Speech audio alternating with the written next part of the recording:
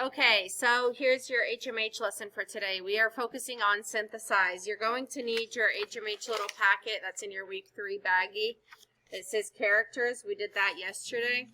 And then we did the back yesterday too that talked about silent letters. Today we are working on the side that says synthesize. So you're going to need your HMH book open too. We are on page 40. We're going to be reading Wilma Rudolph Against All Odds by Stephanie E. Makika. All right, before we read the story, we have to talk about what does synthesize mean. Miss Yusuf, that sounds like a huge word. What does that mean? When you synthesize, you put together information from different parts of the story to see the author's idea in new ways. So important ideas plus another important idea plus another important idea. Bernaya, I need you to turn around. Plus another important idea equals the big idea. What does it all mean? What does the big idea mean? All right, so let's look at some vocabulary words before we start. Rare. Rare is one of the ones that we need to know today. Looking at this picture, these are rare animals. What does that mean? What does a rare animal mean, Dustin? What does that mean, though?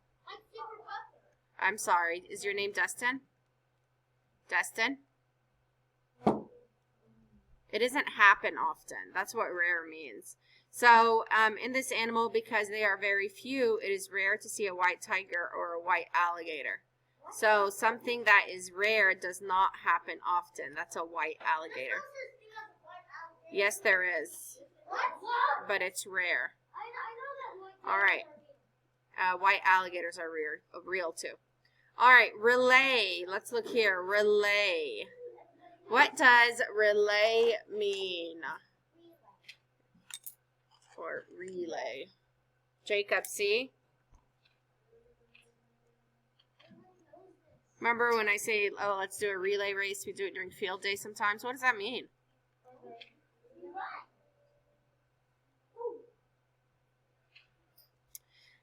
Relay is a team race where each member runs one part of it. So whenever you run a part and then you see the thing they're holding in their hand, she goes and she runs, she comes back, she gives it to the next person.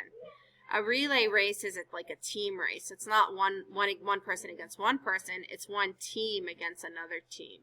Do you understand? It's called relay. All right, honored. This girl looks like she is honored. When people are honored, they are praised for what they have done. So Darla was honored for winning the school spelling contest. Honored. When people are honored, they are praised for what they have done. All right, success. Success. Success is when you finish something you worked hard on. So the soccer season was a success. They worked hard on it and they finished it. That was a success. All right, we're going to stop right there. Politics, that's the famous subject nowadays. All right, let's move on. Let's go ahead and read the story. What I need you to do right now is on your synthesized paper, at the top over here where it says title, right here, I need you to write the title of the story, which is Wilma Rudolph Against All Odds. You need to write that here. It is in your book. All you have to do is copy down the title. You can pause the video and do that now. You should have went ahead and written down the title of the story. Now, let's go ahead and talk about the story we're going to read. It's a biography. Biographies tell about real people's lives. As you read Wilma Rudolph Against All Odds, notice what the person did. Photos of the person, a timeline that shows the order of events. So we're going to read to find out the most important ideas in each part. Then we're going to synthesize or put those ideas in your mind to find out what the text really means to you. So let's go ahead and start.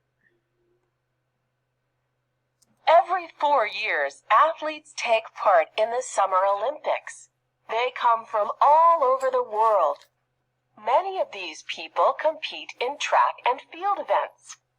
There are contests that involve running, walking, jumping, and throwing. Who can run the fastest? Who can walk the fastest? Who can jump the highest? Who can jump or throw the farthest? There are more than 40 different track and field events in all. The people who come in first, second, and third all win medals. All right.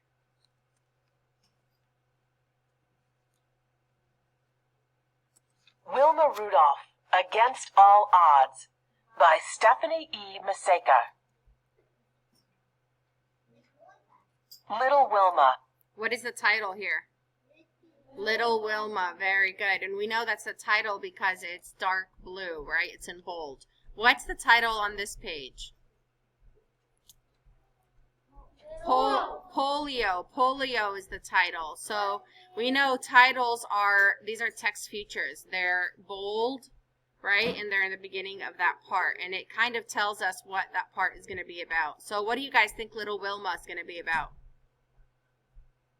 Her life. About Wilma's life when she was little. Let's listen.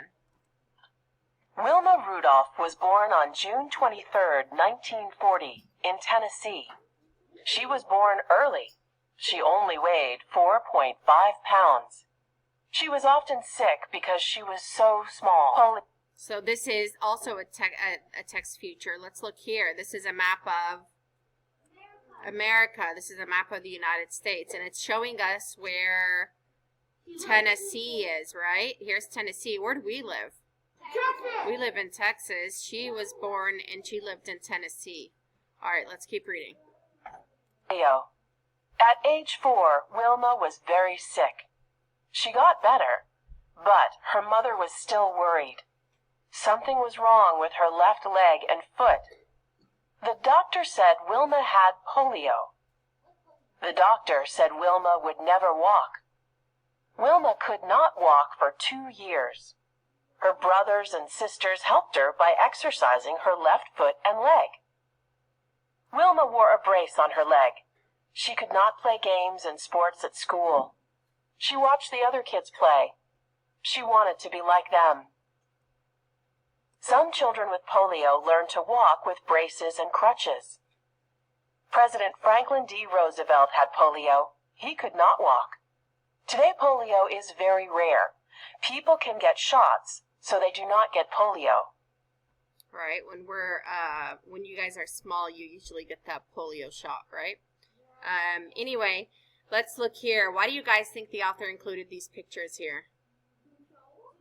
To show us, to help us understand what a brace is. Look, what is a brace?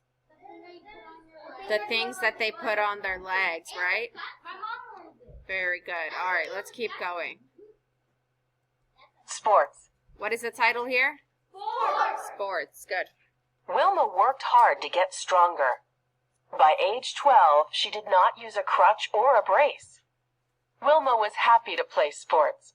Her brothers built a basketball hoop in their backyard. They taught Wilma how to play. Wilma wanted to play basketball in high school. The coach wanted her sister on the team. Wilma's dad said both girls had to play. The coach agreed. Wilma became a star player. Wilma's high school picture. Ed Temple was a college track coach. He saw Wilma play basketball. He thought Wilma could be a track star. He let Wilma practice with his college track team. Wilma practiced hard. She wanted to get better. At first, Wilma was not a fast runner. Coach Temple showed her some special tricks to run faster. Fun fact. Wilma scored the most points in a state basketball championship. Wow. Coach Ed Temple. So who's this guy? Her coach, right? Her coach in school. He's the one that recommended she plays track. And who's this? This is Wilma when she was still in school. She was younger. This is when she was in high school. All right. Let's see. Why did Ed Temple think Wilma could be a track star? Justin? Good. He saw Wilma play basketball. She was a star player, so she had to be a good runner and a jumper. Let's see. What details help us understand that learning track what was it like for Wilma? What do you guys think it was like? Hard. It was probably harder, right? She had to practice hard. How does this add to your understanding about Wilma? What do we know about Wilma now, based on that? Does she know how to walk? No, she doesn't know how to walk. Can she used to be a basketball player? Okay, but what does it tell us about her internal traits? That she's a... Basketball player. No, she's a hard worker, right? She doesn't give up. She's a hard worker. All right, so most important things about this text. We know, so in the first box over here on your synthesized paper, we're going to write what we have synthesized about Wilma, that she is a hard worker. Let's write that here.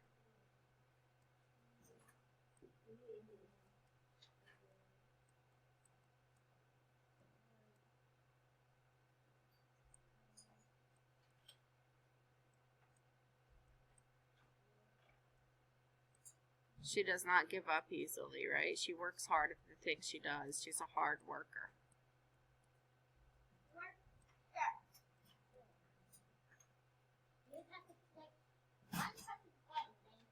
All right, let's keep going. The Olympics. Wilma's hard work paid off. At age 16, she made it to the Olympics for track and field. She won the bronze medal for the 100-meter relay race. Wilma and teammates trained for the 1960 Olympics. Wilma training for a race. No one thought Wilma's team would win a medal in the 1956 Olympics. Wilma was proud of her bronze medal, but she wanted to win a gold medal. Wilma set goals. She worked hard for 4 years. In 1960, Wilma went to the Olympics again. She ran in 3 races. She won every one. She was the first American woman to win 3 gold medals at one Olympics. Fun fact, Wilma was called the Tennessee Tornado and the Black Pearl. Wilma and President John F. Kennedy. Wilma in a parade. All right, let's look at these pictures. This is Wilma and President John F. Kennedy, and this is Wilma in a parade. What is happening in the pictures on this page? Amaria? Who is she meeting? The president. And riding in a parade probably means that you're a star. That's a big deal, right? So she's here posing as a black pearl, maybe inside of a clam or something. I don't know. But anyway, these pictures basically let us know that she was really important, right? She worked hard to be where she was. How do the text and the pictures help us understand the importance of Wilma's accomplishments? She was the first American woman to win 3 gold medals at the Olympics. It was a big deal. People don't meet the president or ride parades unless they have done something very important. So she was a big deal. She has done things that are very important. It's not impossible. She proved it's not impossible. So she... I don't think I want to write all that, but you will.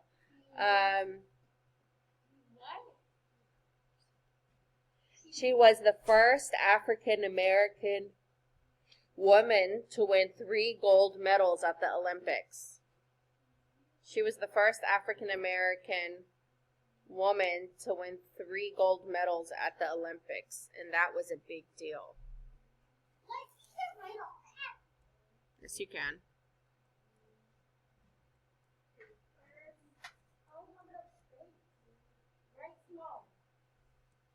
She was the first African American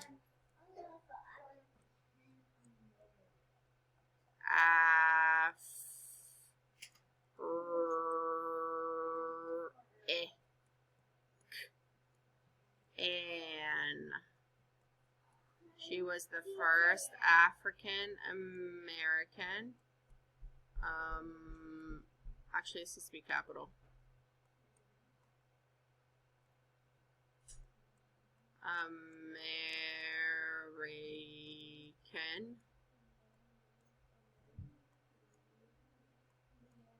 to win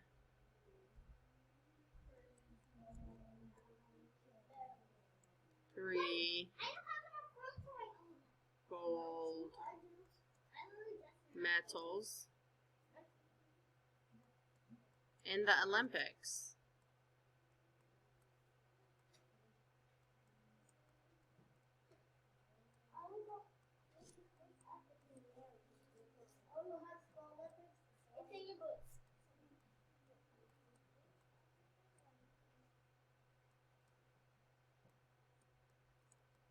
It is in your book.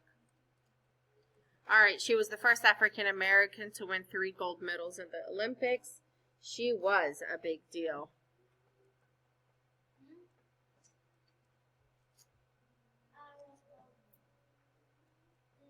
She was a big deal.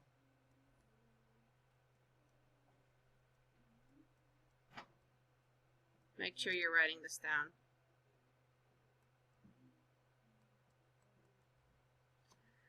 All right. All right, let's keep going. A true hero. After the 1960 Olympics, Wilma went to college. She became a teacher and a coach. Wilma won many awards, too. She was one of the first African American women to be honored for being a good athlete. Wilma holding her college diploma. Wilma received an award with her hero, Jesse Owens, on the right. Wilma's success gave many women a chance to try new things. Sadly, Wilma died young on November 12, 1994. But her amazing work will never be forgotten. Fun fact, in 2004, the United States Postal Service created a stamp to honor Wilma. A display to honor Wilma is in a museum in Tennessee. That's cool. So here's a timeline of her life. You guys know what a timeline is? No. A timeline basically tells you her life and the important events that happened in her life. So it goes in order from the first to the last thing that happened. It usually starts from the day you were born to the day you die, right? And it tells you all the most important facts about your life. Let's read Miss Wilma's timeline. Timeline. 1940. Wilma Rudolph is born in Tennessee. 1944. Wilma is diagnosed with polio. 1952. Wilma learns to play basketball and walk without help from a crutch or a brace. 1956. Wilma wins the bronze medal at the Olympics. 1960. Wilma becomes the first American woman to win 3 gold medals at the Olympics. 1994. Wilma dies at the age of 54. All right. We forgot to write the last thing about Wilma. Here, it talks about how she's a true hero and how she was not afraid to try new things. So let's add that here. She was a hero and was not afraid to try new things. She was a hero. She was a hero and was not afraid to try new things.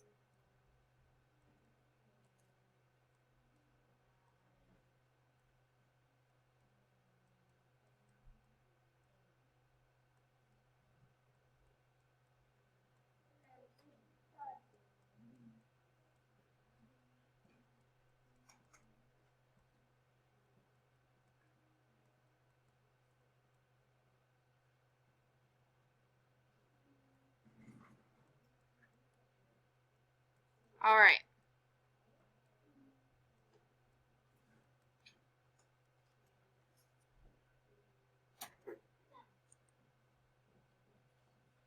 So what I want us to do now is we're going to go ahead and talk about what goes in this big box over here. So, I have learned many important facts and details about Wilma. What this all means to me. Why did I even read this story? I read this story to learn important facts and details about Wilma. What I can learn from the ways she lived her life. One thing, that hard work helps you accomplish your goals.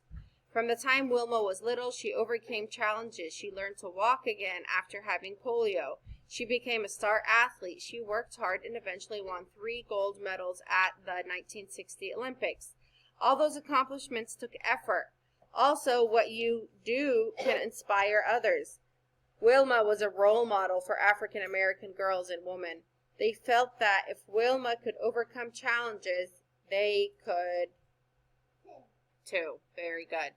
So, what does this all mean to me? It means that you can overcome your challenges like Wilma did, right? You can overcome your challenges the way Wilma did. Yep.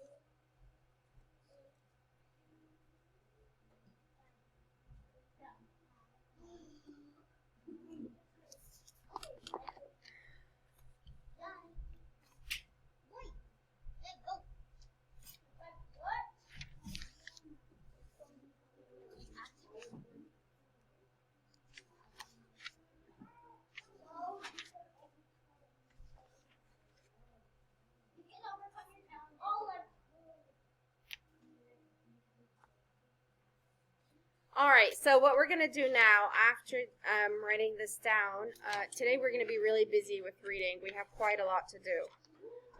In your packet, you're going to go ahead and do page, if you go to the next page, it'll say,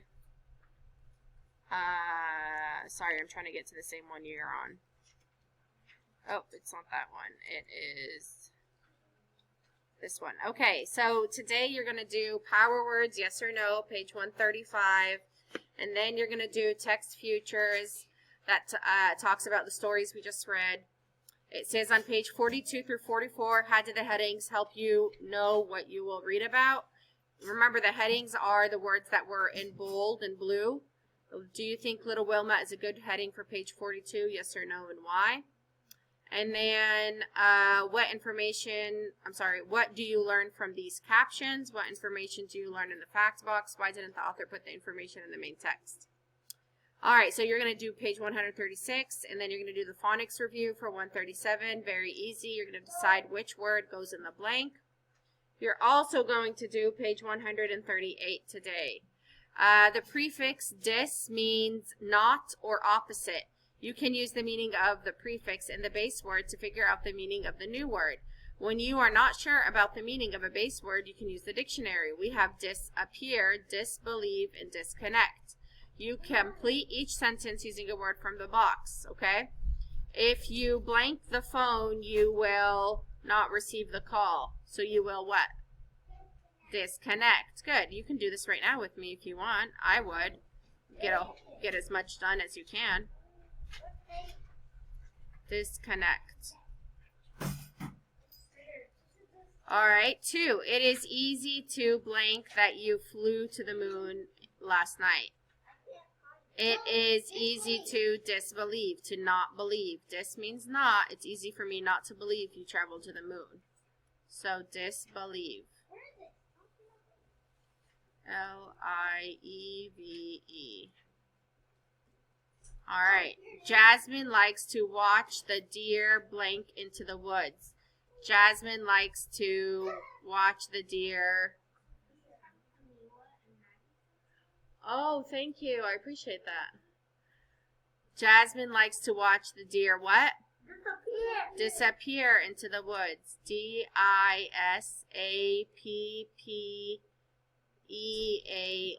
Very easy assignment. Add the word part dis to each word, then write a sentence using the new word. We have please, displease. How can I use the word displease? If I am not respectful, I displease my teacher, right? What's another one? Displace.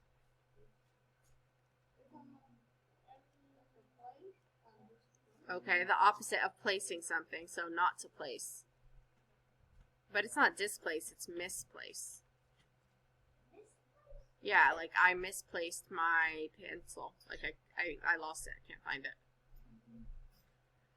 Alright, so this one is misplace, and then use a sentence using the word misplace. And then this one is displease, and use a sentence using displease. Yes, you're going to write the sentence you used on the line. Okay? And then you're going to do page 139 and 140 and 141. I'm just kidding. Oh, I just want to see your reactions. That's really funny. I'm just kidding. You are though really going to do 138, 137, 136, and 135. That's it. It's pretty easy. All right. If you want me to help you with the burden a little bit, let's do 135 together. Read each sentence. Circle yes if the word makes sense, or no if it does not make sense. Rewrite the sentence so it does make sense. Baseball is a rare sport in America. Yes or no? No, it's not a rare sport in America. So you're going to rewrite baseball is not a rare sport in America. You're going to add the word not here. And you're going to rewrite the whole sentence, adding not here, but you're going to rewrite it here. Okay? I am not going to rewrite the sentence for you. I think you're old enough to know how to rewrite a sentence by yourself. 2. Runners on a relay team must run fast for the team to have success. Yes or no? Yes. Yes. If they run slow, the team is going to be behind and they're going to lose. So this is yes. So do I have to write anything here? No. No, you don't. Number 3. A famous person may be honored with a statue. Yes. So do I have to write anything on the line? No. Oh, that's actually kind of easy, right? Good. All right, so that's done. Now all you have left is page 136, 137, and we already did 138 together. All right, guys. I'll let you get started, and I will see you later. Bye.